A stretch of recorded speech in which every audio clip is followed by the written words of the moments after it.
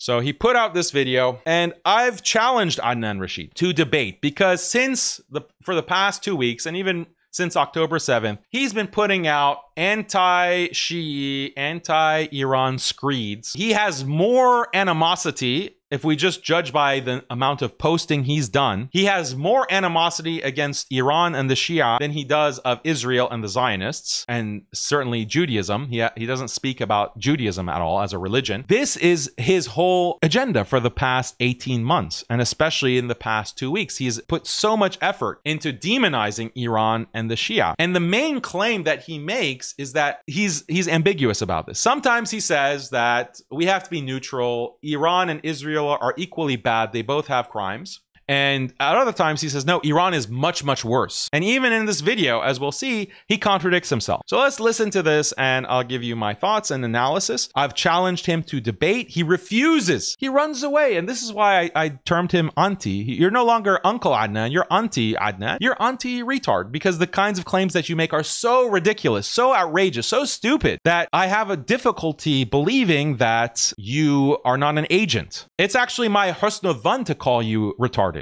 It's actually my husn al-dhan to call you retarded, because that's a better explanation. Rather than saying that you're an agent and that you're on a payroll, rather than saying that, I'm having husn al-dhan of you by calling you a retard. You're just mentally disabled, like an actual medical condition that you have, that you can't see how illogical what you're saying and what you're preaching actually is. So it's my husn al-dhan to call you auntie retard as you scurry along. You know, you flee from debate. I'm being nice to you, Adnan. So here's his video. It's not that long. It's about 11 minutes long. I'm going to provide you some data, some thoughts, some history that Adnan denies you because he's trying to deceive you. Here I am. There has been a war going on in the Middle East. As we all know, Iran and Israel are bombing each other.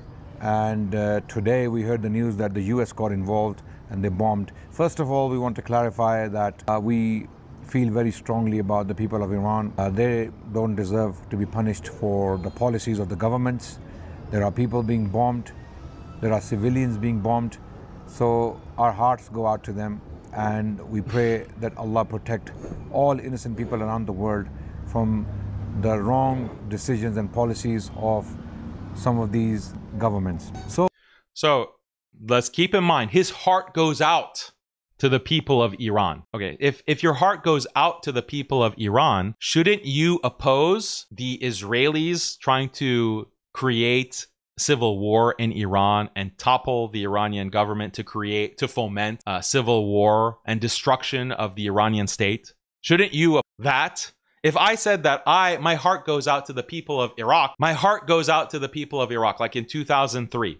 When the United States decided to invade Iraq to topple Saddam Hussein. And I said, my heart goes out to the people of Iraq, but, you know, the Iraqi regime, Saddam Hussein, he's an evil man. He has so much blood on his hands. So I can't support him, and I can't support the United States. I'm neutral. What happened to Iraq? What happened when the United States invaded Iraq? In cooperation with Israel, by the way, at the behest of Israel. The United States went into the Second Gulf War in 2003, invaded with a shock and awe campaign that wiped out, by the end of it, over 1 million. If your heart really went out to the Iraqis, you would be against the United States invading. You would be against that war. You wouldn't be neutral about it if your heart really went out to the Iraqis. So we'll see that when he says that his heart goes out to the Iranians, this is just empty speech. This is meaningless. I wanted to clarify our position on this conflict. There are a lot of views flying around out there on Twitter and other social media platforms. A lot of people are backing Iran because they hate Israel so much for its crimes it committed in Gaza. There's a genocide going on. Israeli crimes are well known to the whole world, and the tide is turning.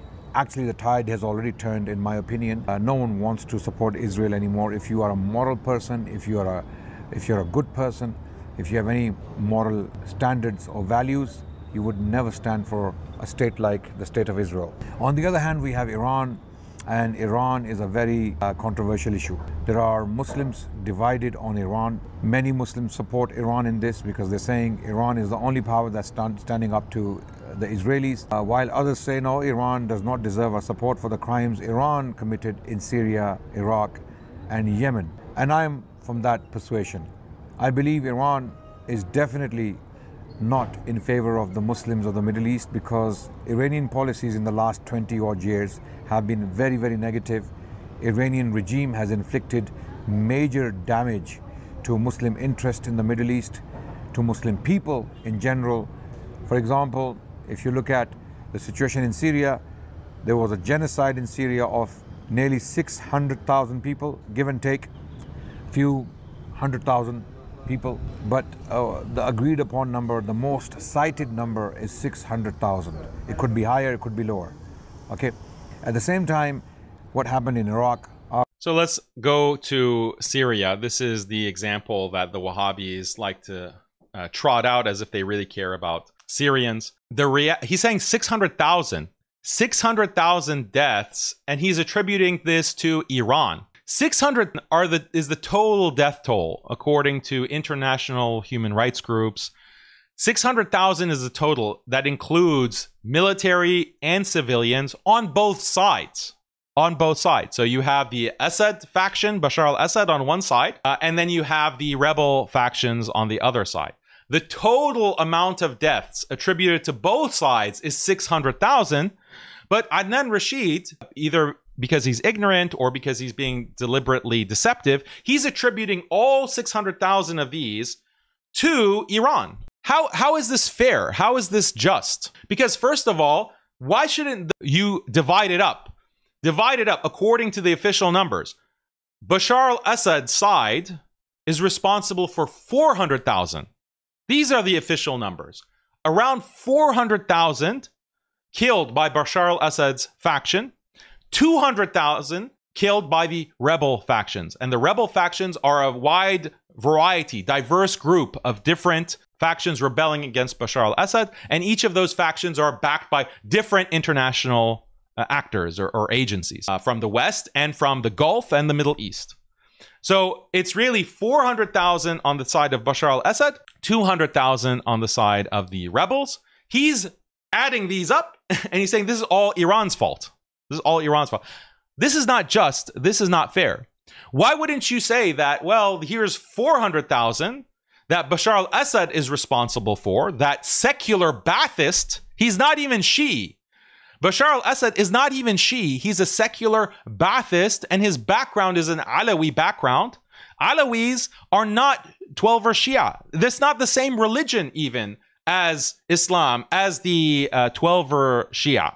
Alawis are considered to be non-Muslims according to the 12er Shia, according to Sunnis as well. So Bashar al-Assad is responsible for 400,000.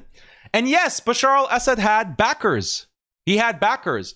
And Iran wasn't even necessarily the biggest backer of Bashar al-Assad. What about Russia?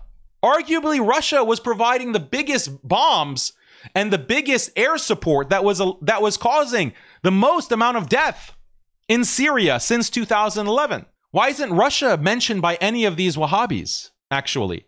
Furthermore, countries like Saudi, countries like the UAE, countries like Qatar, they were also involved. They were also backing some of the rebel groups at the initial stages of the revolution. Do those countries get attributed with any of these deaths? Any of these 600,000 deaths? Are their hands bloodied by any of that? Or we have to ignore, we have to ignore Bashar al-Assad, the Alawis. We have to ignore the Russians. We have to ignore the Gulf states. We have to just pin everything on Iran and Hezbollah. This is not just. A more just perspective, a more just evaluation would say that these are 600,000 deaths. The main responsibility falls on the Ba'athist secular tyrant dictator Bashar al-Assad, who is responsible for this slaughter and his crackdown against the Arab Spring. The main responsibility falls on him. Then arguably the Russians, and then also Iran and Hezbollah. Yes, they are responsible. Yes, they are an accomplice to these crimes, and they should be held responsible for these crimes, the amount of blood that has been shed. And there are these other actors as well. There are these other countries that have been involved as well. That is a more just analysis, a more objective analysis, a more accurate analysis. But because Adnan Rashid is a propagandist, because he is dishonest, he just says 600,000, this is all because of Iran. This is all because of Iran. In reality, if we look at the Syrian revolution, it didn't begin as a sectarian conflict, by the way. It didn't begin as a sectarian conflict. It began as a pro-democratic Arab Spring protest. Just like there are protests in Tunisia, there are protests in Egypt and the rest of the Arab world, there were protests. People going out into the streets in Damascus, in Idlib, in Syria, Aleppo, in Syria, to protest Bashar al-Assad and his unjust, tyrannical rule. Him and his fathers. It was a peaceful protest. Then Bashar al-Assad cracked down in the most violent, brutal way, and this forced the rebels, or forced the protesters to become rebels, to take up arms. And then this served as an opportunity for other international factions to fight a proxy war within Syria. This is why Russia got involved. This is why Saudi got involved. This is why Iran got involved. The United States got involved. Israel got involved to fight a proxy war with the blood of the Syrian people. Then it became sectarian. Then it became the huge disaster that it became.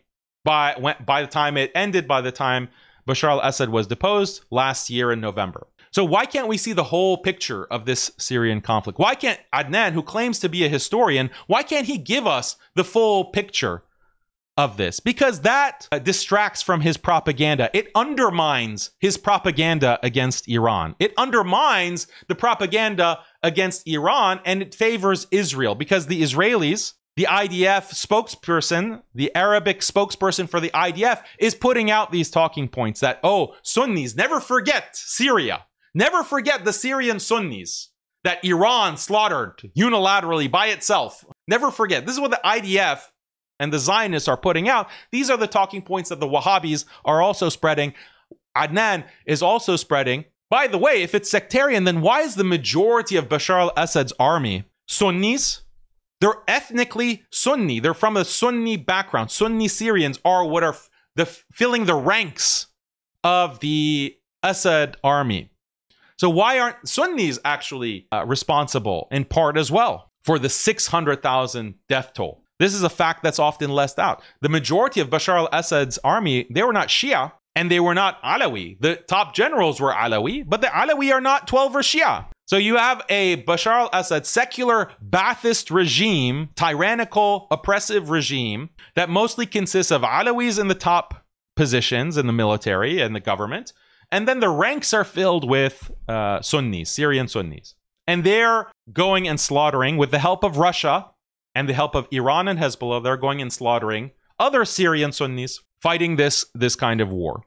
So that when you give the full picture, when you give the context, then you can have a correct evaluation. And my evaluation is not that Iran is innocent. My evaluation is not that Iran did nothing wrong. And for having this position, you have Iranian spokespeople who attack me.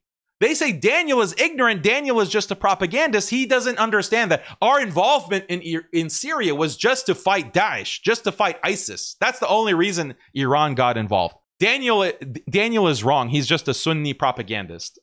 I'm getting attacked on both sides. Why? Because my position is based on facts. It's based on objective history, not on the basis of sectarianism, not on the basis of a political agenda. My priority is the ummah and the interests of the ummah. That's why I'm objective, and I can look at all of the details and the facts and present it to you. Everything that I'm saying, go ahead and look it up. Go ahead and look it up. Go ahead and verify. I've debated it. I've posted all the resources. I've posted all the proof. Go ahead, fact check me.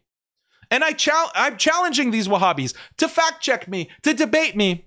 Debate me on this question. They refuse. Why? Because they can't argue in the face of facts. They will be exposed as propagandists. After the US invasion of Iraq in 2003, Iran took control of Iraq from the US, and the rest is history. There are articles online. You can go and study what Shia death squads did in Iraq, wiping out Sunnis and driving out Sunnis from Baghdad. Also in Yemen, Iran. So now let's talk about Iraq. Again, what kind of historian is this guy? He's saying, yeah, the history is there. You can read it. Go to articles. Well, how about you give us some facts? Give us some context. Give us the history of Iraq. All you're mentioning is, oh, there were Shia death squads killing Sunnis and they were backed by Iran. So this is Iran, you can see. They caused death and destruction in Syria. They're causing death and destruction in Iraq. So clearly Iran is the shaitan here, is the devil here. Give us a full history. What is the history of Sunni Shia in Iraq? Why don't you mention the fact that Saddam Hussein was also a brutal dictator? And he's Sunni. He's not Shi'i. He's a Sunni dictator. He's ethnically Sunni. We can call it ethnically Sunni because obviously he's not an orthodox Sunni Ahlus Sunnah wal Jama'ah. Obviously, he is a deviant at best. He's a deviant at best because he's a Ba'athist. He's a Ba'athist secularist. He is imposing a secular regime on the Iraqi people. And then he engages in the massacre of 50,000 Shi'i Iraqis. 50,000 estimated Shi'i Iraqis, according to international estimates, human rights groups. He has slaughtered 50,000 Shi'i Iraqis, and he has murdered 100,000 Sunni Kurds in the north of Iraq. And he's displaced, Saddam Hussein displaced 500,000, 500,000 Shi'i Iraqis from the southern regions of Iraq and destroyed their homeland, destroyed the marsh territories of Iraq. And this is all reported on. And I've already discussed this in a debate that I had with two sectarians last year. And I presented some of this data. Let's look at Iraq. In the 1980s and 1990s, Saddam's Arab nationalist government killed 100,000 Sunni Kurds, 50 to 100,000 Shi'i Iraqis, and expelled more than 500,000 Shi'i Iraqis who were known as the Marsh Arabs. The source for this, Human Rights Watch and the European Union Agency for Asylum. This was reported on by the BBC. Iraq's devastated Marsh Arabs. The Marsh Arabs saw their centuries-old way of life destroyed, virtually destroyed under Saddam Hussein's regime. This is prior to the first Gulf War. So these are Muslims, Shi'i Muslims, that Saddam is mass slaughtering. Do you think this is relevant to what happened after 2003 with the Shi'i death squads? I'm not saying that death squads are justified or we have to support these Shi'i death squads and we should lay no blame on Iran. But Iran is acting in a larger context, and these Shia groups are acting in a larger context. If you want to blame Shia for killing Sunnis, then you should also blame Sunnis for killing Shia. And when you look at Iraq in specific, the amount on the Shia side in terms of death toll is much higher than the Sunni side, the non-Kurdish Sunni side, you could even say. So be just, be fair, present the whole history, present the whole story, not this kind of, oh, yeah, Iran we're backing death squads. And do you know what those death squads did? Terrible things, these Shi'i death squads. And this is all because of Iran. Just go read it online for yourself. That's what Adnan does. He literally just waves his hand. He didn't even bother to mention ISIS. Is ISIS that originated from Iraq, is ISIS a Shi'i group? You think maybe the Shi'i death squads are responding to the ISIS death squads? The ISIS death squads that are going into Shi'i villages and massacring Shi'is? Do you think there's a response? Like, don't you think that there's more context to the dynamics between Shia and Sunni and sectarianism in Iraq that you could present to the Muslim Ummah who don't know that history? Adnan deceives you. He does not present the history because he's a propagandist. He is a Wahhabi propagandist who's serving, whether knowingly or unknowingly, a Zionist agenda. That's the bottom line. Iran's role has been very negative. Iran supplied Houthis with weapons and Saudi Arabia retaliated quite heavily, no doubt. There were many casualties. Hundreds of thousands of people suffered because of Iranian supply of weapons to the Houthis and Saudis retaliating. This is his history of Yemen. Every other sentence from this guy is a lie. Every other sentence is a lie or a distortion or a deception. The way that he portrays it is that Iran supplied the Houthis with weapons, and then Saudi Arabia was forced to respond to the Houthis getting weapons from Iran, and then hundreds of thousands of people died.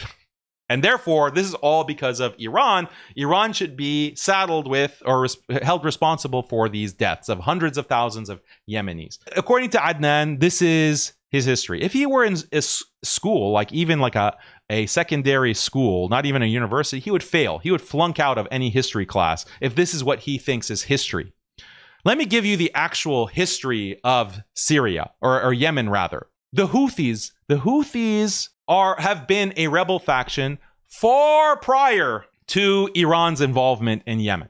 Far prior. And what's relevant for our timeline is that during the Arab Spring, the Houthis took the opportunity to protest and rebel against the government of Ali Abdullah Saleh, the president of Yemen. And their main grievance with Ali Abdullah Saleh is that he is coordinating with the United States and Israel.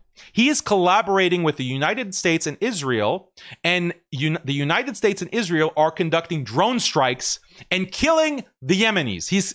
The United States and Israel are basically an occupying force over Yemen because of the complicity of the Yemeni government. So they protest this, and this is part of the larger Arab Spring. Then eventually this continues for years until 2014, when in September of 2014, the Houthis are able to seize the capital of Sana'a. They seize Yemen's capital, and they, by that time, the previous president, Ali Abdullah Saleh, has been deposed. Someone else has come into that position, and even his replacement is then deposed as the Houthis take over Sana'a. When they take over the capital, this is when Saudi decides to intervene. Saudi recognizes that the Arab Spring is a threat to the Gulf monarchies. The UAE recognizes that the Arab Spring is this existential threat to their Gulf monarchies. So around the Arab world, these Gulf monarchies have been quelling and trying to put down or trying to undermine the Arab Spring. They realize that the situation in Yemen has gotten out of hand. They need to come and back up the government and oppose the Houthis. So they create this Operation Decisive Storm. And they begin airstriking the Houthis. They begin a naval blockade of the Houthi ports, which are the main ports of Yemen. And it's this blockade in 2014 and 2015, end of 2014 and 2015, that causes the famine, that causes a lack of medical supplies, food getting into Yemen. And because of this, nearly 400,000 Yemenis die. Either they're killed in the conflict or by the airstrikes or by the civil war, or because they're starving because of famine, because of a Saudi-imposed blockade. And this Operation Decisive Storm, it's a coalition of Arab states. So it's not just Saudi. It's also Kuwait is involved with this. It's also UAE is involved with this. It's also Qatar is involved with this, and others. It's a coalition. Saudi is the main party responsible. And it's at that time, in this time, at the end of 2014 and the beginning of 2015, that Iran starts backing the Houthis as a proxy. That's when Iran gets involved. So the rebellion was part of the Arab Spring. This rebellion was part of the Arab Spring that we see in Yemen. We also saw it in Tunisia. We saw it in Egypt. And we saw it in Syria. They were already part of this rebellion, this revolution happening in Yemen, and only later does Saudi get involved, and then later does Iran get involved. So it's not Iran that is causing this revolt or this rebellion. It's not Iran that is sparking this or triggering this. This is something that predates by decades. The Houthis have been in Yemen far before the Arab Spring and far before any kind of involvement from Iran. And they've always had this kind of militant streak. So, but Adnan ignores all of that context. He ignores all of that history. Why? Because he wants to deceive you. And then he attributes all of those deaths, which are much more plausibly we should attribute to Saudi Arabia. He attributes it to Iran. And this shows the dishonesty, actually, because this is exactly the opposite of what he does in the case of Syria. Now follow me here. Follow me here. In Syria, the government is the Bashar al-Assad government. In Yemen, it's the Ali Abdullah Saleh government. Okay, so those two are analogous, Bashar al-Assad and Saleh in Syria and in Yemen. In both countries, there is an Arab Spring There is a protest that slowly becomes a rebellion. In both cases, they want to depose the government.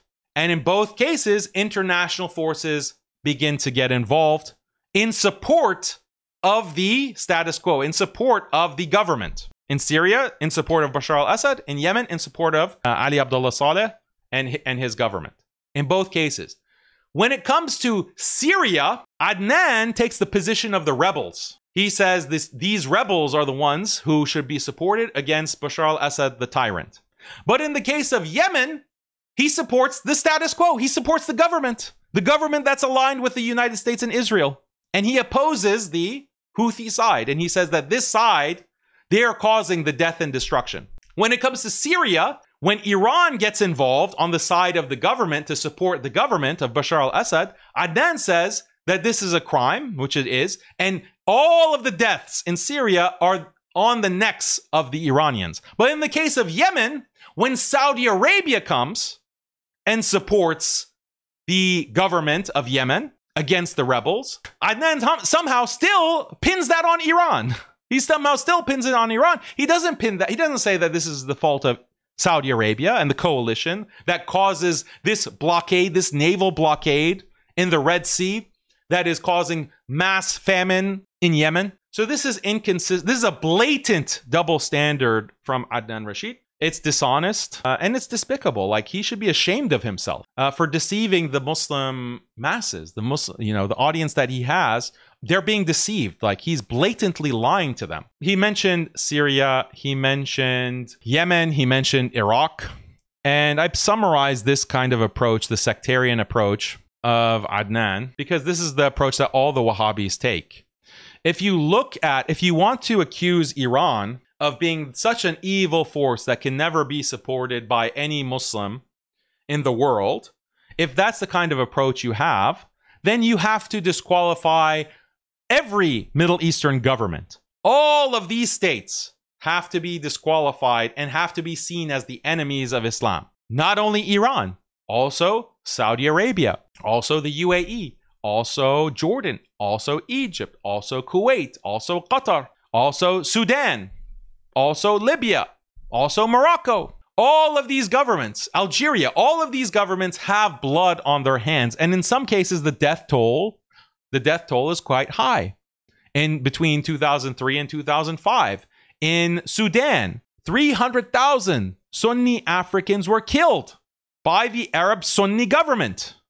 In Sudan, 300,000 massacre. This was just 20 years ago. Adnan will never mention this. He'll never lay blame on this because you can't somehow pin that on Iran. So that doesn't exist in Adnan's world, according to Adnan's history of the Middle East. Yemenis killed. We just talked about Yemen. Around 400,000 Yemenis killed. He doesn't place blame on the main actors that were inflicting that kind of suffering and killing on Yemen. The Shia Iraqis killed by Saddam, Sunni Saddam, right? He's Sunni, right? 50 to 100,000. The Sunni Kurds killed by Saddam, around 100,000. And then the 200,000 that the rebel factions in Syria killed. 200,000 were killed by these rebel factions who are also Sunni. The sectarians, the Wahhabis, they ignore all of this death and destruction. Why? Because Iran is not, they can't pin the blame on Iran. They only can cite the 400,000 killed by Bashar al-Assad and Russia and Iran and Hezbollah. This is only pay attention here. Only look at this number, this figure of 400,000 and attribute it all to Iran. Don't forget about, don't look at Bashar al-Assad's sectarian Ba'athist Alawi regime. Don't look at Russia. Just pin this all on Iran. Iran is the mastermind, basically. And then just lying about Yemen, lying about Iraq, doing context denial. This is called dishonesty. This is called dishonesty and blind sectarianism. And either he's an agent or he's mentally retarded. All of these things are well known. These are not disputed things. About 1 million people have died due to Iranian intervention, direct Iranian intervention, propping up proxies in Yemen, in Iraq, in Syria, in Lebanon, and even in Afghanistan. So Iran's role has been very, very damaging and devastating for the 1 million people. Source, trust me, bro. Trust me, bro. Why even stop at 1 million? Why not just say it's been like 2 million, 3 million, 6 million Sunnis have been killed by the Iranian regime? Like, if we're just throwing out numbers, like, why make it just a million? Just go for the gold. It's actually 6, 7, 10 million. 10 billion Sunnis have been killed by Iran. Like, if this is the kind of history that you do, Adnan, it's just making up numbers, no actual statistics cited, no sources cited. So just go all the way. Why undersell it? Muslims of the Middle East in particular, and other parts of the Muslim world in general. So why am I telling you all this? Does that mean we support Israel? Absolutely not. We abhor Israel, we abhor Israeli policies, we hate what Israeli government has done in Gaza and in the West Bank and around the region. Israeli government, the Zionists, have been behind most of Islamophobia in the Western world as well. Whatever comes from the media, mainstream media and the politicians, it is definitely instigated by the Zionist regime ruling from Israel. There's no doubt about that. We are very consistent when we condemn Israel for its crimes and when we condemn Iran for its crimes. What really hurts me is people out there who are trying to tell us that no, Iran is a Muslim country, Iranian regime, as bad as it is, as bad as it may be, is still a Muslim brother, so we have to stand with Iran. Wait, so he's always ambiguous about this. Are Iranians Muslim or not? Earlier you said your heart goes out to them, but maybe your heart goes out to them in Iran like your heart goes out to the Hindus in India. So maybe you think that the Iranians, they're all mushriks and you takfir them, they're non-Muslims. Maybe. I couldn't get a clear answer. In some cases, I pressed him on this in the debate that we had, in the discussion that we had, and he seems to think that, no, the Shia, they're a different religion, they're not Muslim. They're not. So I think he does mass takfir the Shia. So this is an insane kind of view that he has. And again, he won't debate this. I don't agree with that. I absolutely do not agree with that. Okay? And people are coming with another logic. They're saying Iran is the lesser of the two evils. They are both evil, the state of Israel and the state of Iran, not the people. We're not talking about the people. Okay? We're talking about the regimes. We're talking about the governments. That these two governments are absolutely evil, but one is less evil than the other. What standard are we using to judge these regimes? If it's the numbers, the amount of people that have been killed, Iran definitely outshines Israel. Iran definitely outshines Israel because... Source, trust me, bro. Source, trust me, bro. Where is the evidence for this? He provides none. Because the numbers killed by Iran in the last 20 years by 10 times outweigh the crimes Israelis have committed in the last 70 years. And I'm not making this up. Go and do your research. We have seen on Twitter, many people have posted research. You see that? He's literally hand waving. Like, go do your research. Go. People on Twitter are posting. Go do your research. He's literally hand waving. You're making such a outrageous, extreme claim that Iran is responsible for 10 times the amount of death of Muslims than Israel is. This is a huge claim, and huge claims require huge evidence, huge statistics, evidence to back up such an outrageous claim. But just go do your research. Go on and do your research where? Go on Twitter. Go on Twitter and do. Some people have posted. Go do your research. Is this serious? Like, you didn't have enough competence or respect for your audience to prepare some statistics, like crack open a book, maybe open up a Wikipedia article. He doesn't even have the wherewithal, the competence to do the most minimal amount to make it even seem like he knows what he's talking about. He can't even do that. He's just sitting there, turns on the camera, and when it actually comes to justifying his major claims, go do your research. Go on Twitter. You can see. This is so disrespectful to his audience. If I were an Adnan Rashid fan, I would really question his competence as a historian.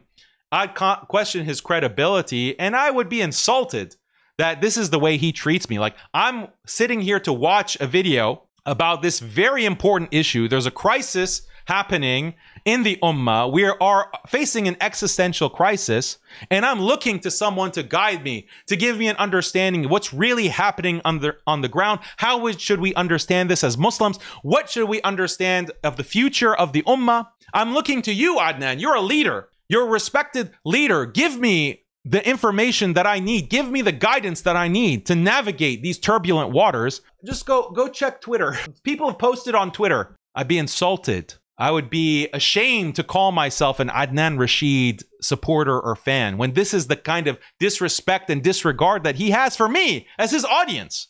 He doesn't even have the respect to bring me a citation. This is shameful. This is shameful. You should not insult our intelligence by calling yourself a historian. This is completely unacceptable. If you were a high school student, an elementary school student, you'd fail. You'll flunk out with this kind of citation. Go check Twitter. So yeah, let's go check what he's posted on Twitter. And you'll see, first of all, he says, Syria was 10 times worse than Gaza. So this is slightly different, but related claims. Just Syria was 10 times worse than Gaza. What is the justification for this? Okay, just so we get a reminder, this is what Gaza looks like after, and this is not even 18 months. This is what Gaza looked like 6 months ago. So after only a year, Israel has completely leveled Gaza.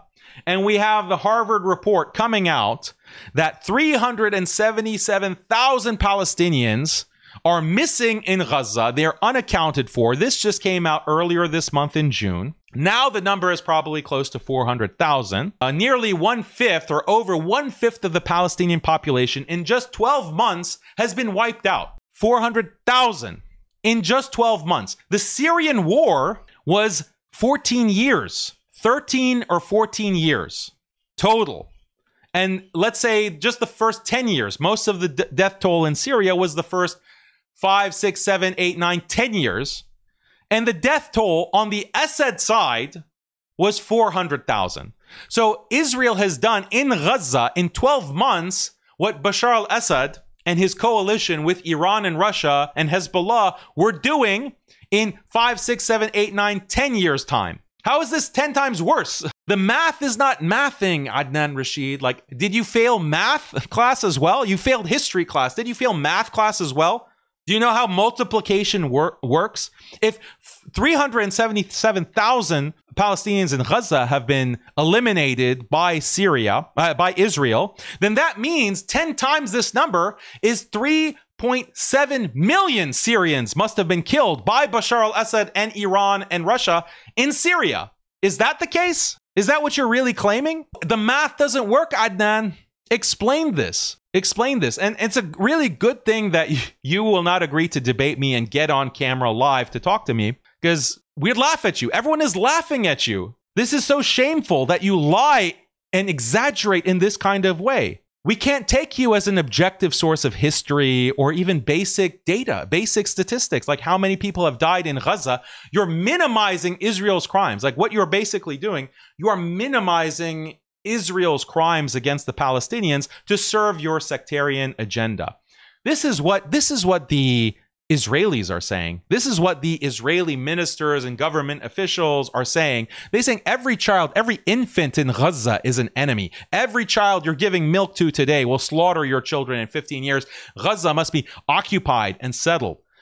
They're openly advocating genocide and killing women and children and infants. Is 10 times worse than this found by the Iranian government? Has the Iranian government said anything like this about Syrians or about Sunnis? Officials like this, when we see Benjamin Netanyahu say, remember Amalek, when Smotrich and Ben Gvir say we need to wipe them out, when the former defense minister says that these are human animals, the Palestinians are human animals, and we're justified in anything that we do to them, starving them to death. You're comparing these people to Iran? To the Iranian government? Justify it. Give us some kind of research, some kind of data to sink our teeth into. And then this is what he's also posted on Twitter. This is his data. For those who love Grok, he says. So this is the screenshot that he shares. Grok, which nation? Grok is this AI from Twitter, Elon Musk's AI called Grok, and you can ask it questions. And so people on Twitter are asking Grok, which nation has killed more Muslims, Iran or Israel? One word, please. And Grok says Iran. And Adnan says, checkmate, checkmate. Iran has killed more. So Iran is 10 times worse, 10 times more evil than Israel. Checkmate. Grok has said it. Grok in one word. Only give us one word answers, by the way. We can't read paragraphs or sentences. Just give us one word. It's Iran. So this was so easy to respond to. I did my own test.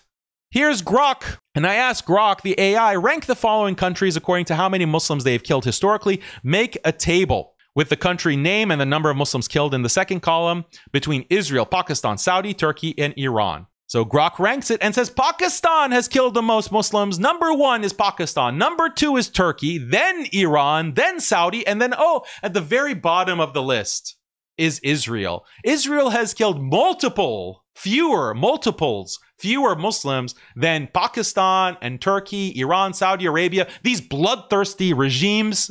Israel has killed far fewer. I wonder who's programming Grok. I wonder who's programming Chat. Let's put that aside.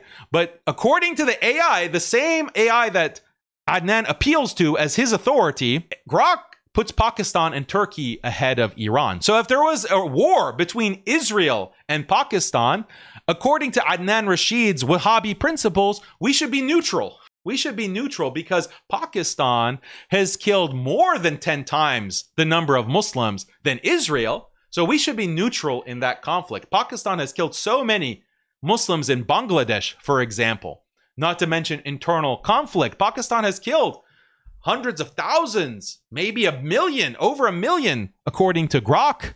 So if Israel decides to attack Pakistan, stay neutral. Stay neutral. You can't support Pakistan. And by the way, Pakistanis are grave worshippers. Wahhabis do mass takfir on Pakistan. Many Wahhabis, not all of them. Some of them are not consistent or they're too embarrassed, so they practice taqiyya. So they don't mass takfir Pakistan. Only when they're oppressed will they say, yeah, Pakistan is full of grave worshippers because they don't accept the tawheed of Muhammad ibn Abdul Wahhab. They're grave worshippers. So if Israel attacks, it's actually better. We want Israel to win in an attack on Pakistan. In a war between Israel and Pakistan, we support Israel because of those Pakistani grave worshipping mushriks, murtads. They're worse. They are worse than the Ahlul Kitab. So of course we support Israel. And by the way, Pakistan has killed more Muslims than good old Israel. You can already see the Wahhabi arguments. Adnan's, and this is the inconsistency, this is the low IQ. Someone like Adnan and some of his followers, they're too low IQ to think of the implications of their argument. The argument that they're using against Iran, if you applied it to Pakistan or Turkey or even Saudi Arabia, your conclusion would be or should be that Muslims are neutral in a war between Israel and Pakistan, Israel and Turkey, Israel and Saudi Arabia. We have to be neutral. Or even we have to support the Israeli side, according to your principles. Since they are too low IQ to see the implications of their argument, they are not ashamed to put out this argument against Iran. But people who have more than 2 brain cells, they have more than a double-digit IQ, or even people who do have a double-digit IQ can see that this is a wrong principle that they're using. It has these bad consequences in other cases other than Iran. Am I making sense? Like, I hope my audience is following. I hope you all, I think most of you get it. I think only you have to just be a Wahhabi bot, literally sitting in Tel Aviv for you not to understand and follow this logic. If Israel attacks Pakistan, of course the Ummah has to stand behind Pakistan. If Israel attacks Turkey, of course the Ummah has to stand behind Turkey. The Wahhabis don't agree. And we pointed out in the Wahhabism documentary how the Saudis in the 20th century in World War I, they backed the British against the Ottoman Caliphate. And this was their logic.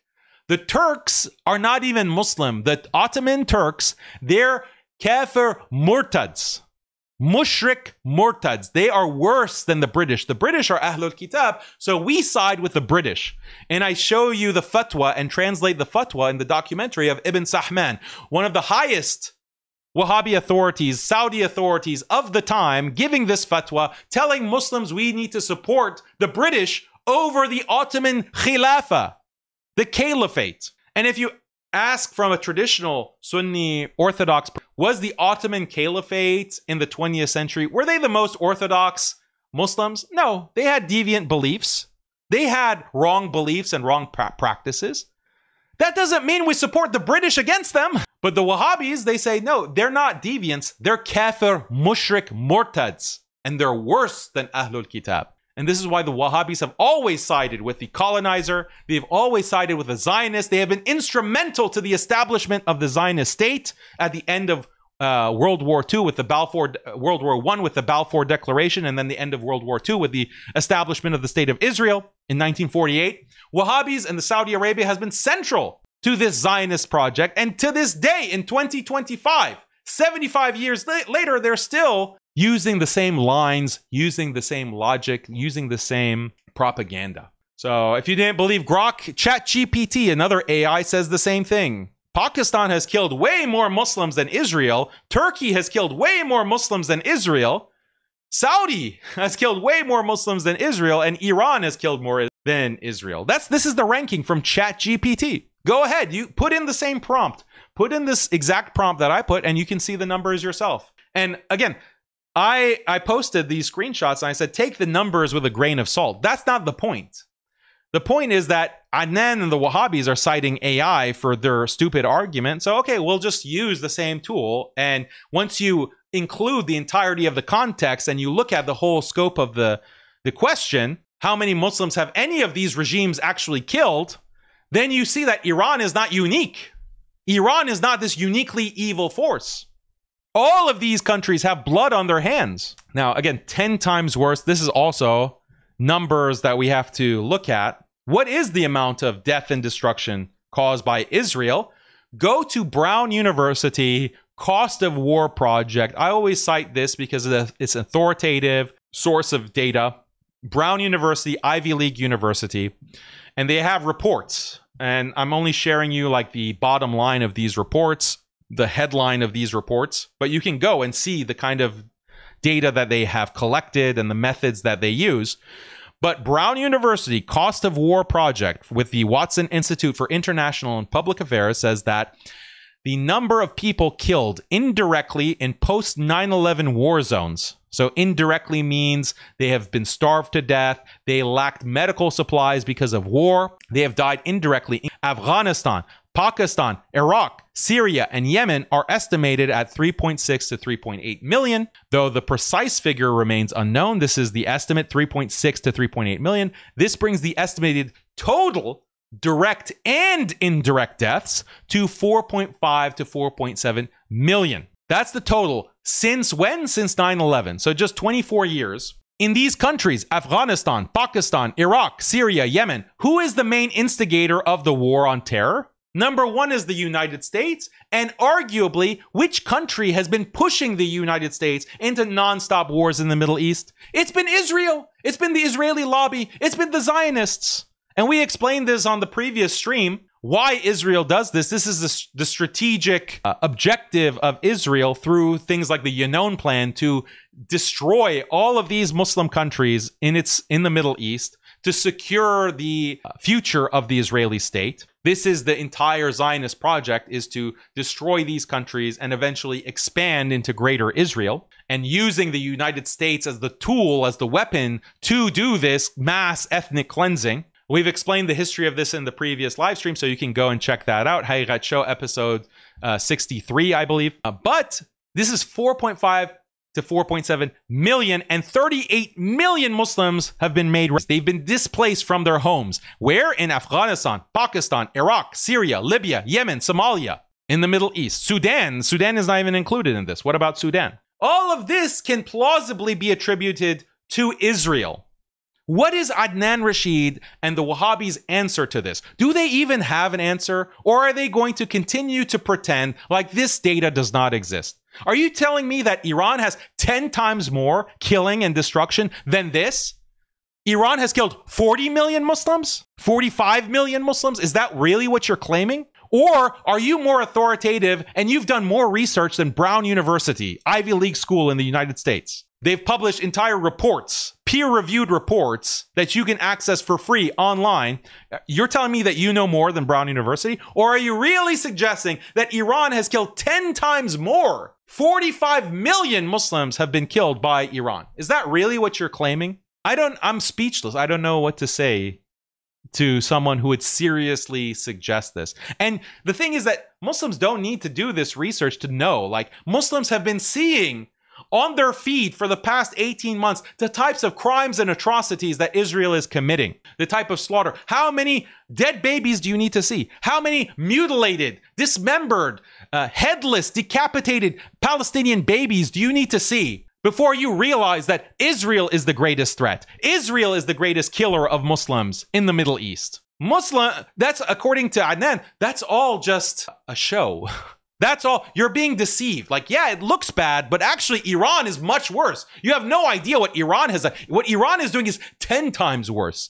It's 10 times more evil than what you're seeing. Okay, Adnan. Okay, if you say so. It's apparently a big conspiracy theory, isn't it? What other explanation is there, Adnan? Muslims don't even need to know what the cost of war project from Brown University is. They can just see that Israel is so much worse, that Israel is such a greater threat. They can see the statements of the politicians coming from Israel calling for the genocide of Muslims. They can see that. They can read the Talmud. They can read the Old Testament.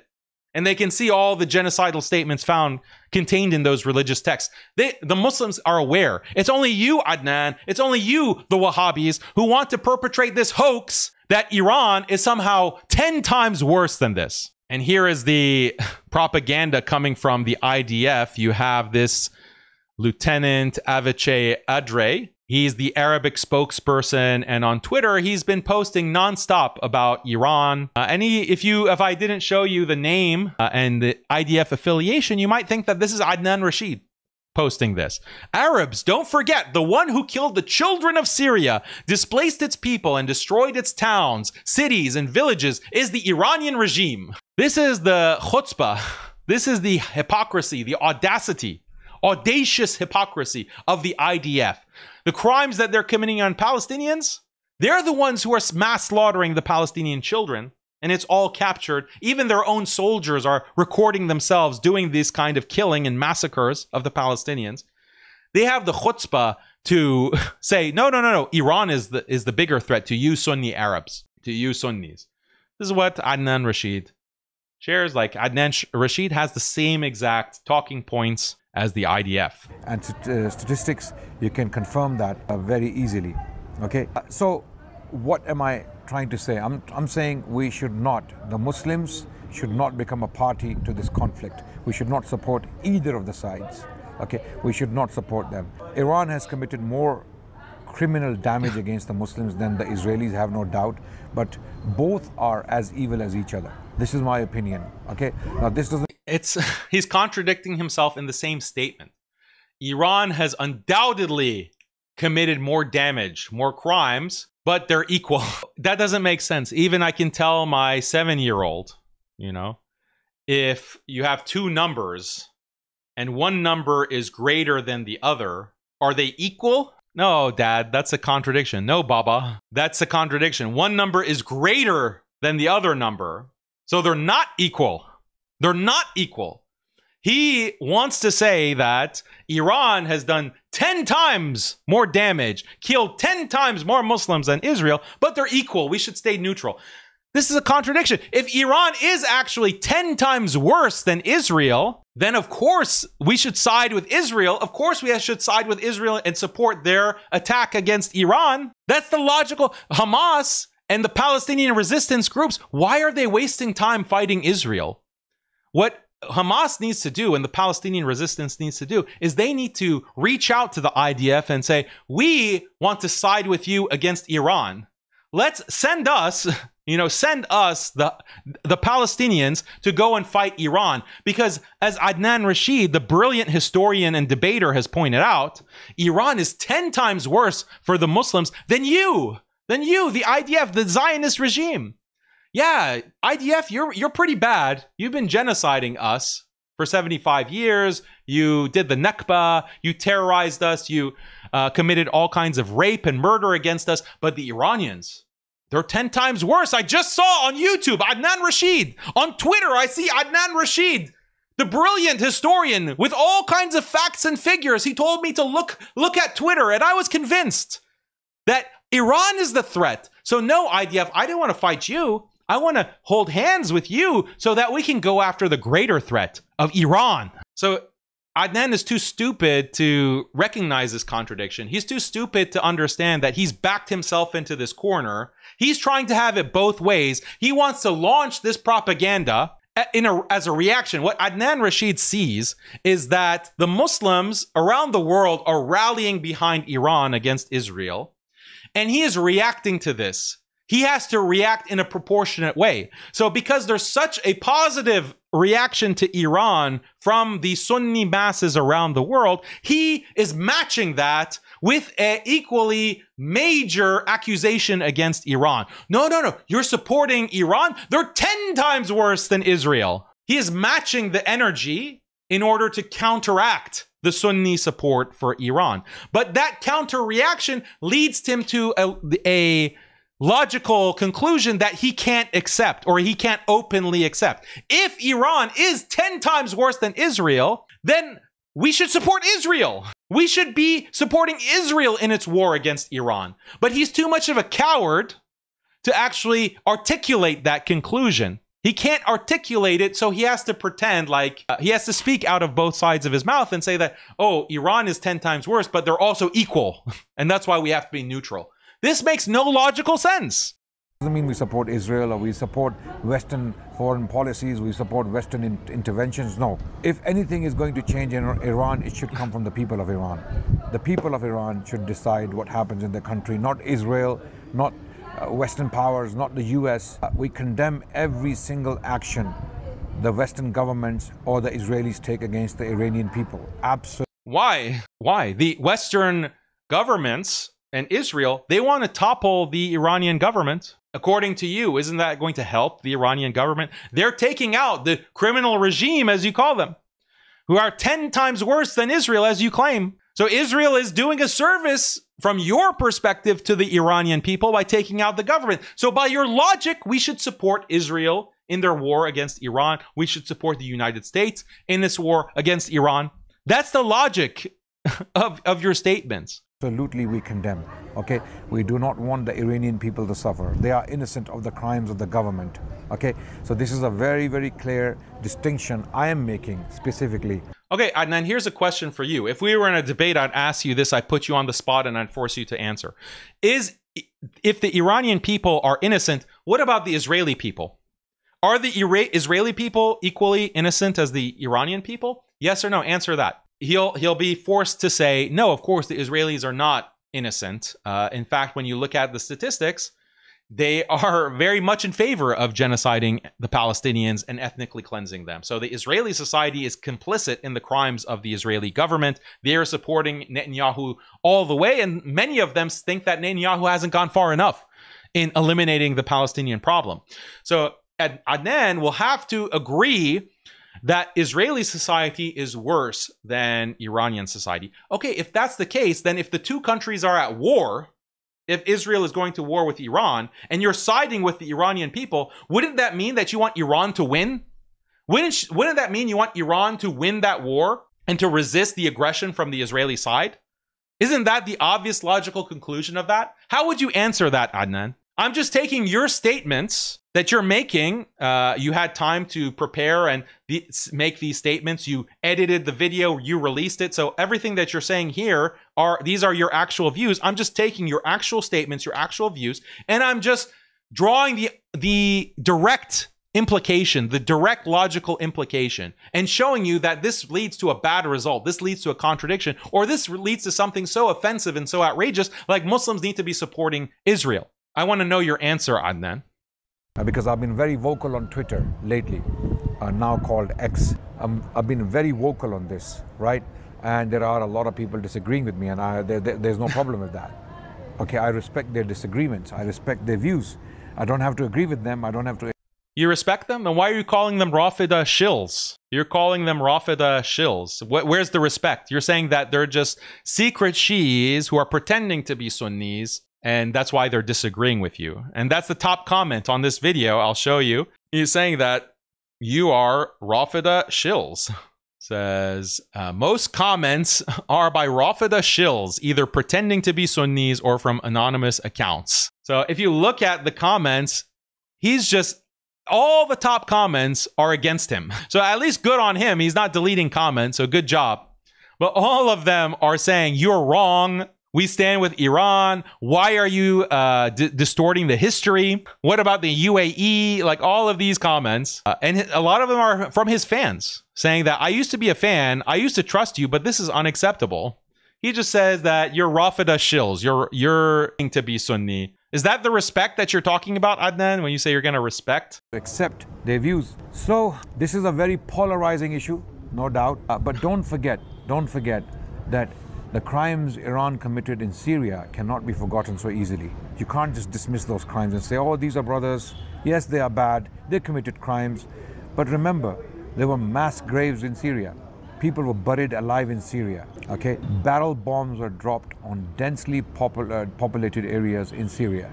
Hundreds of thousands of people driven out of their homes just because they were Sunnis. This was a sectarian war waged by Iran and its militias against the Sunni population of Syria that wanted to topple a tyrant, an oppressor, a dictator called Bashar al-Assad, who was directly backed by Iran and its proxies. Yeah, complete distortion.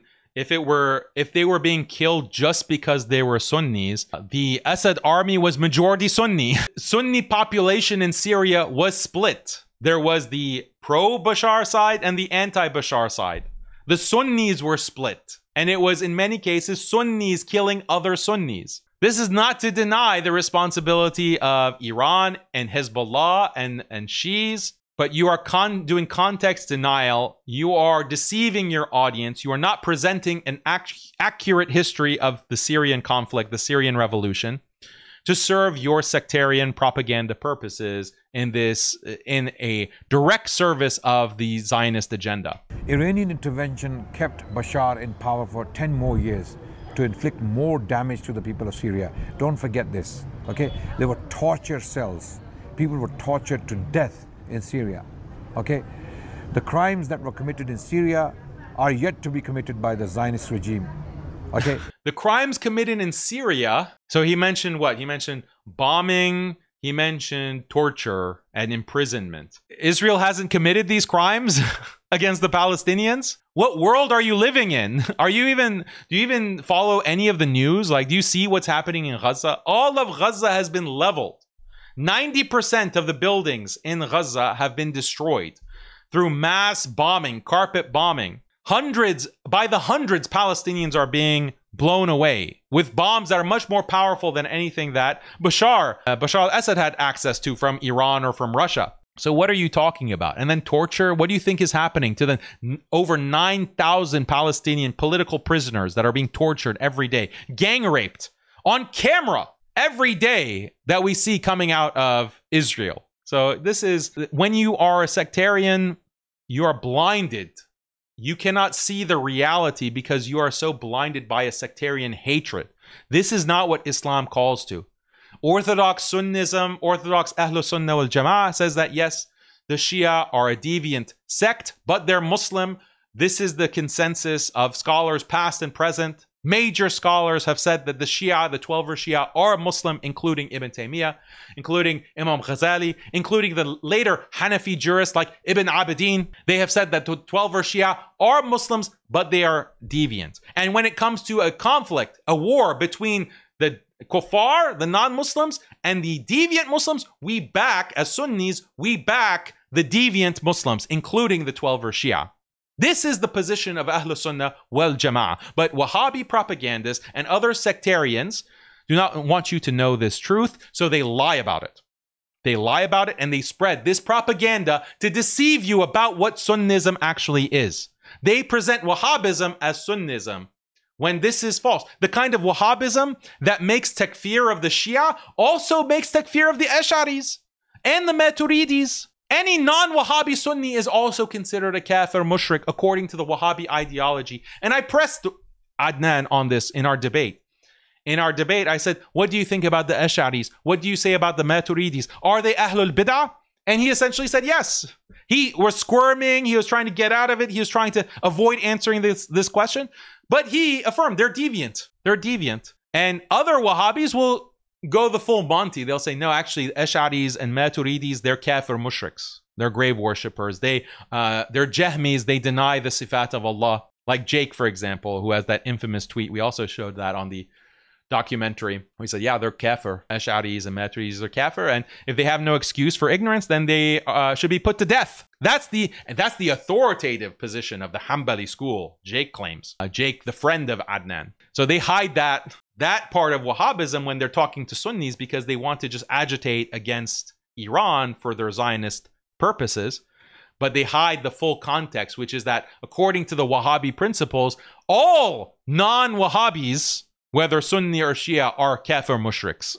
Adnan doesn't, he leaves that part out. He leaves that part out. He doesn't talk about that part.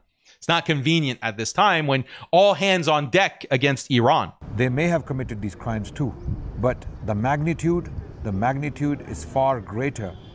What happened in Syria was far greater than what happened in Gaza. Yes, Gaza is absolutely devastated. Gaza is a travesty. It is a catastrophe. And it is a slap in the face of the notion of global justice or international justice. It doesn't exist. There is no justice in this world when we look at Gaza and the people of Gaza and their suffering. Okay, so I just wanted to clarify my position on this. Okay, there are a lot of people questioning me on why am I not condemning Saudi Arabia? Why am I not condemning UAE? Where is the comparison? Why do we start with lesser catastrophes instead of discussing the elephant in the room, as they say? There are two elephants. How are they lesser catastrophes? When we talk about the hundreds of thousands killed in Iraq by Sunnis, when we talk about the hundreds of thousands killed in Yemen due to a Saudi blockade, 400,000 in Yemen. That's comparable. That's comparable to the amount of Syrians killed by the Assad coalition. Assad, Russia, Iran coalition in Syria. It was also 400,000. So it's comparable. Why can't you talk about Saudi Arabia? Saudi Arabia, why not? Let's talk about Sudan. Let's talk about the mass killing that the Gulf monarchies are supporting in Sudan up to this day, and even going back 20 years ago. This is not irrelevant. It's extremely relevant. It's extremely relevant. We're taking your standard that you're using against Iran, and we're just asking, well, that standard, if you apply it to Saudi, if you apply it to the UAE, if you apply it to Pakistan, if you apply it to Turkey, if you apply it to all these other Muslim countries and their governments, the logic would be we should be neutral if Israel fights Saudi, if Israel attacks Pakistan, if Israel attacks Turkey, if Israel attacks the Gulf. We also have to be neutral according to your standard, according to your logic, because the death toll is equivalent. All of these regimes have blood on their hands. And by the way, you say that the government of Iran is deviant or their Islam is questionable. What about the governments of these other countries? The governments of these other countries are also deviant from the perspective of Ahlus Sunnah wal Jama'ah. These aren't Sunni governments. Maybe they're Sunni ethnically, but they're not Sunni according to the standards of Ahlus Sunnah wal Jama'ah. Many of these countries are secular. Many of these countries have adopted secular policies and they've abolished or they have not applied other aspects of the Sharia. So they're also deviant governments. They're also deviant, at best deviant. Apply your standards consistently, Adnan. Wahhabis, apply your standards consistently. In the room called the Middle East, that there are two elephants, Israel and Iran. Let's start with the elephants and then we start making our way down, okay? Yeah, this whataboutery is an evidence or it's an indicator of people's injustice when it comes to Iran. They deliberately want to downplay the crimes Iran has committed against the Muslim people in the Middle East, okay? Because the moment we mention the crimes of Iran, this whataboutery exercise starts. What about this country? What about that country? What about that group? What about this group? What do you mean, what about if you mentioned the crime? What do you mean? We're just holding you accountable to your standard. It's just very hypocritical that you have one standard for Iran and then you have another standard for other countries. This is like an IQ test. Someone who has a minimal amount of IQ, if you tell them a standard for judging Iran or judging the conflict between Iran and Israel, if you give them a standard, they're naturally going to want to know if that standard is universally applicable. Does it apply to other conflicts? Does it apply to other countries? Someone with an average or above average IQ is naturally going to ask that question. But Adnan, because that question destroys Adnan's position and shows that his principle is not worth the paper that it's written on, he wants you to not ask those questions. And if you ask them, that's whataboutery. This is whataboutery. Don't ask about other countries. Don't ask about Saudi. Don't ask about Saddam Hussein. Don't ask about Libya or Egypt or UAE. Don't ask about anyone else. This is intellectually dishonest at best. Crimes of Israel to me, the Zionist crimes in Gaza. And I said, what about Mexican drug cartels? What about all the drug dealers in Sao Paulo? Or what about those gangsters in Rio de Janeiro? What about all those guys? Okay, you'll think I've lost my mind. Why am I talking about all these people when the point of discussion is Israel and the Israeli crimes? So you really have to wait. If I don't even understand this analogy, like if the Brazilian drug cartels were also on the verge of genociding millions of Muslims for a greater project, like a greater Israel project, something analogous to that, it would be absolutely relevant to bring them into the conversation. It would be absolutely relevant to look at what kinds of crimes that they've committed against Muslims, if they were involved with any. But Saudi Arabia, Iraq, Saddam Hussein, all these other Sunni governments have also done comparable things as Iran. So it is relevant. And how dare you tell us that it's not relevant? How stupid do you think we are? Wake up and start thinking clearly. Okay? People are asking me, what if Iran is defeated and Israel dominates the region? Okay? I don't think that will ever happen after Gaza. Israel will never gain more territory in the Middle East. Israel has completely lost its support in the West and in the East. No one is going to support Israel now and its policies. Okay, Israel is not going to recover from the genocide it committed in Gaza. Israel is not going to get more territory in the Middle East, inshallah. The Israeli regime is on its way to fall. It is. How are they on their way to fall? Who's going to stop them? The one country that does have the ability and has demonstrated the ability to cause them damage is Iran, and you're saying that we shouldn't be in favor of that. We shouldn't be in favor of that government or that country. So who's going to stop Israel from this genocide? Who's going to stop this is how stupid this guy is. The fact that Israel has committed a genocide against the Palestinians, this is proof that they are about to fall. The fact that Israel has is on the way to be successful in genociding and ethnically cleansing the Palestinians, this is proof that they're going to fall any moment now. How does this make sense? While Adnan is spewing this nonsense, guess what Israel is doing? They're expanding into southern Lebanon. They're expanding into southern Syria. They are striking Syrian cities like Damascus. Just yesterday, there was another major strike against Damascus or another Syrian city. They're expanding into the West Bank. They're taking more and more territory. And Adnan is saying, inshallah, they won't succeed. They won't take any more land, inshallah. What kind of analysis is this? What kind of history is this? You don't even know what's happening on the current daily news. Who's going to stop Israel, Adnan? If Iran is taken out, who's going to stop Israel? Who's going to do it? Who is going to pose a meaningful deterrent to Israel? That is a question that he can't answer. The thing about real Sunni Muslims who are looking at the situation, we judge their current reality and try to predict the future outcomes based on facts, based on a pattern of history. It's not wishful thinking. We look at what's happening. We look at the geopolitical forces at play. We bring data to bear. We bring statistics to bear to come to conclusions. It's not just wishful thinking. It's not just this type of nonsense prognostication on the basis of sectarian hate. That's all we can expect from someone like Adnan or any of these Wahhabis that you see on social media. Going to fall. So will the Iranian regime. And we hope for the best for the Iranian people They need to take control of the situation. We don't want Western nations imposing their order, their puppets on the Iranian people. Rather, the Iranian people decide themselves what happens to their country. This is my view. What about the people of Saudi Arabia? Do they get the right to choose what happens in their country? All of the Wahhabi allies, the Wahhabi Madkhali allies of Adnan, looks like he's agitating for popular unrest in Iran.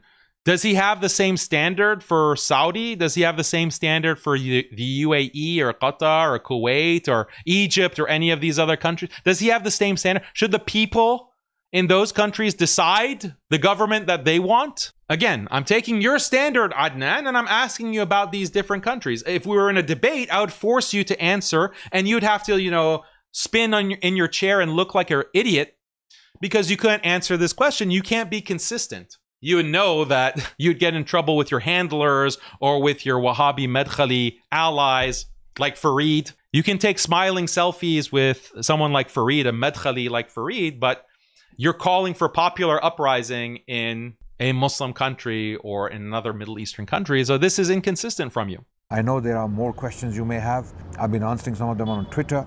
Follow me on Twitter and check out some of the tweets. I've been answering a lot of questions there, and if there are more concerns I want to share, I will share in the future. But for now, take no sides in this. Take no sides in this, okay? We want the Zionist regime to fall. We want the Mullah regime in Iran also to fall, because they are both criminal regimes and they are both bombing each other, okay? We don't need to cheer for any of them. We don't. Thank you so much for listening. Assalamu alaikum. So again, according to that standard, why can't you want the Saudi regime to fall? Why not have a true Islamic government, or the UAE regime, or the Algerian regime, or the whatever? We want them all to fall by this standard. That's not what I want. I don't want mass chaos in the Muslim world by all of these governments being toppled by Israel and being controlled by Israel. That's not what I want. I can recognize that these governments are not orthodox Sunni governments, and they have many deviances, and they have many crimes against Muslims. But the alternative of them all collapsing and there being non-stop civil war in the Muslim world is much, much worse, especially when you have the engine driving this chaos is Israel and the United States for their own purposes, to dominate the Muslim world and to eliminate Islam and to occupy not only Masjid al-Aqsa, but also the Hijaz, also Mecca and Medina. That is their plan. That is a much worse situation. Then if that's the alternative, then fine, I will accept having corrupt governments, having a Iranian government, a Shia Iranian government, a Saudi monarchical government, corrupt government that also is implementing secularism and is liberalizing the country. That is a better alternative than having nonstop civil war. All of these governments, I can make that kind of pro and con calculation while also acknowledging the ideal. What's the ideal? Khilafah. That is the Islamic Sunni ideal that the Wahhabis don't accept, by the way, at least not the Madkhali and the Haddadi types of Wahhabis. But the ideal of the Khilafah, that is the Sunni ideal. That is what I want. But how do you get to that ideal? And how do you judge the current situation and what's going on with the world and the kinds of challenges and threats that we are facing today? If you don't have the IQ, like, you can't think in this way. You just say, no, Daniel, the ideal is Khilafah. End of conversation. Oh, wow. Brilliant point. Brilliant. I didn't know that. Brilliant. Yeah, okay. The ideal is Khilafah. Yes, we know that. What about our current situation? What is happening now? What are the actual obstacles that we have now? What are the challenges that we face now? What are the existential threats that we face now? And what is the best in this current situation? What is the best that can be attained? What is the best that is feasible? Yes, I support Khilafah, but what about tangibly, what can be done and supported? What can be advocated now for the situation now? You have to have a certain level of basic common sense to be able to understand what I'm saying.